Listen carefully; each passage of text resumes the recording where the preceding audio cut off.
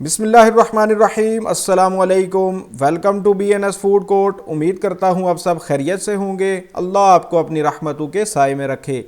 BNS food court میں بننے جا رہی ہے بہت ہی خاص اور بہت ہی آسان ریسیپی۔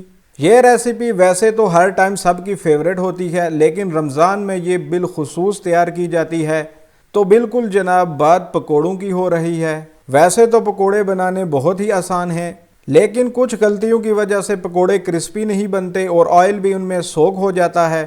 بہترین پکوڑے تیار کرنے کی سب ٹپس اینڈ ٹرکس بتائی جائیں گی، تو ویڈیو کو اینڈ تک ضرور دیکھیے گا۔ چینل کو کر لیجئے سبسکرائب۔ تو چلیے سٹارٹ کرتے ہیں۔ بسم اللہ الرحمن الرحیم۔ 3 میڈیم سائز آلو لیں گے اور ان کو دھو کے ان کے چھلکے اتار لیں گے۔ پہلے گولائی میں اس طرح آلو کی کٹنگ کر لیں گے۔ آلو کے سلائسز کی شیپ اور تھکنس اتنی ہونی چاہیے۔ تھکنس کا خاص خیال رکھیں، ان کو زیادہ موٹا نہیں رکھیں گے اور نہ ہی بہت زیادہ پتلا رکھیں گے۔ ایسے کٹ کر لینے کے بعد اب ہم ان کی جیولین کٹ کریں گے۔ جیولین کٹ کرتے ہوئے اسٹرپس کی تھکنس کا خاص خیال رکھیں، وہ بہت زیادہ موٹی نہیں ہونی چاہیے۔ یہ بالکل ایسے آپ نے کٹنگ کرنی ہے۔ ایک اسٹرپ آپ کو دکھا دیتا ہوں، یہ اسی سائز اور اسی تھکنس کی ہونی چاہیے۔ آلو کو کٹ کر لینے کے بعد 2 میڈیم سائز پیاز لیں گے۔ اس طرح پیاز کو بھی باریک سلائسز میں کٹ کر لیں گے۔ پیاز کی تھکنس اتنی ہی رکھنی ہے، آپ نے بہت زیادہ موٹی کٹنگ نہیں کرنی۔ پھر ان سبھی سلائسز کو درمیان سے کٹ کر کے اور چھوٹا کر لیں گے۔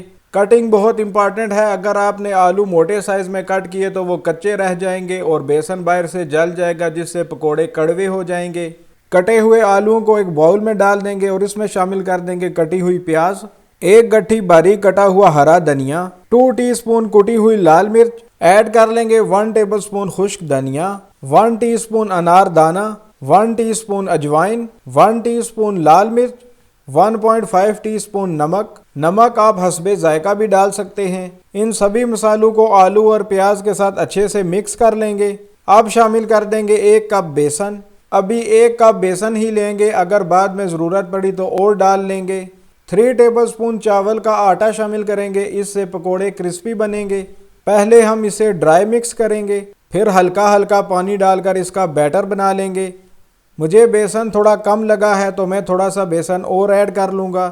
یہ تقریباً 1/4 کپ میں نے بیسن اور ایڈ کیا ہے۔ اس بیٹر کو بہت زیادہ پتلا نہیں کریں گے، اگر بہت پتلا بیٹر بنایا تو آئل میں ڈالتے ہی یہ بکھر جائیں گے، مطلب آلو پیاز وغیرہ کمبائن نہیں رہیں گے، وہ الگ ہو جائیں گے۔ اور دوسرا یہ کہ جب ہم اسے ریسٹ دیں گے تو آلو سے بھی پانی نکل آئے گا۔ یہ کنسسٹنسی اس کی پرفیکٹ ہے۔ 30 منٹس کی ریسٹ کے بعد اس کو فرائی کر لیتے ہیں۔ پکوڑوں کو گرم آئل میں شامل کریں گے۔ بہت زیادہ موٹے نہیں پکانے، تھوڑا تھوڑا بیٹر لینا ہے، نہیں تو یہ صحیح پکیں گے نہیں، اندر سے کچے رہ جائیں گے۔ اب میڈیم فلیم پر ان کو گولڈن براؤن کر لیں گے۔ فلیم لو بالکل بھی نہیں کرنا، نہیں تو پکوڑے سخت ہو جائیں گے۔ ساتھ ساتھ ہلاتے بھی رہیں گے تاکہ پکوڑے ساری طرف سے ایک جیسے فرائی ہوں۔ الحمدللہ پکوڑے فرائی ہو چکے ہیں، پیارا سا گولڈن براؤن کلر آ چکا ہے۔ اب ہم انہیں نکال لیں گے۔ کوشش کریں پیپر ٹاول پر پکوڑوں کو نکالیں تاکہ ایکسٹرا آئل سوک ہو جائے۔ اسی طرح باقی پکوڑے بھی ہم فرائی کر لیں گے۔ فلی گرم آئل میں ڈالیں گے اور پھر میڈیم فلیم پر فرائی کریں گے۔